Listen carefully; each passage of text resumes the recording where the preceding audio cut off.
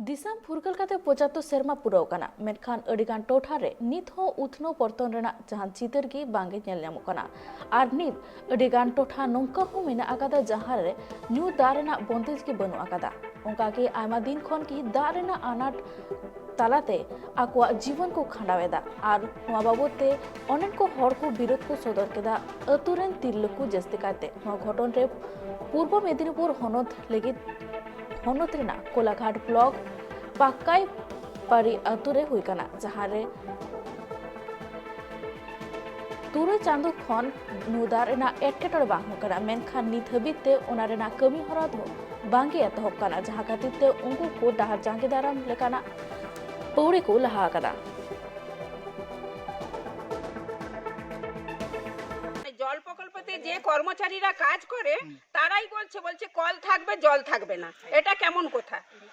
একটা কল থেকে আমরা এটা 500 জন বাস করি মানে এখানে এই এলাকায়। তো ওই কর্মচারীরা এই কথা কেন বলছে? তারা কি পয়সা না বিনা পয়সায় কাজ করছে? আমার দিকে এইভাবে বলে। আর বিডিও অফিসে আমরা কতবার গিয়েছি, আমার দিকে শুধু বুঝিয়ে বাড়ি পাঠিয়ে দেয়। বলছে কাজ হচ্ছে, এই উমুক জায়গায় কাজ হচ্ছে, সেখানে কাজ হচ্ছে, শুধু আমার দিকে হুমকি দিয়ে পাঠিয়ে দেয়। আমাদের আজ প্রায় 6 মাস হয়ে গেল বাড়িতে বাড়িতে কল দিয়ে গেছে, কিন্তু তাতে আমাদের জল নেই। জলের আমাদের এখানে প্রায় 100 ঘর, কিন্তু জলের আমাদের প্রচুর সমস্যা। একটা হচ্ছে কল এই পাম্প করা কলে মোটামুটি মানুষ অসুস্থ হয়ে যাচ্ছে জলের অভাবে।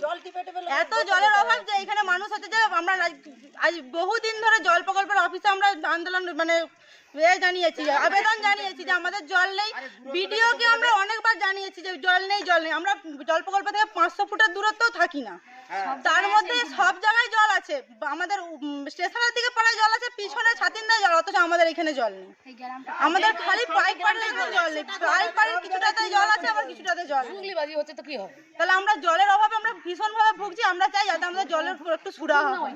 যে নতুন পাইপ লাইনটি হবে সেই পাইপ লাইনটি বিলম্ব হওয়ার কারণেই ওখানে মানুষের জল পাওয়াতে সমস্যা আছে। যদি নতুন পাইপ লাইনটা হয়ে যায় তাহলে ওখানকার মানুষ পর্যাপ্ত পরিমাণে জল পাবে।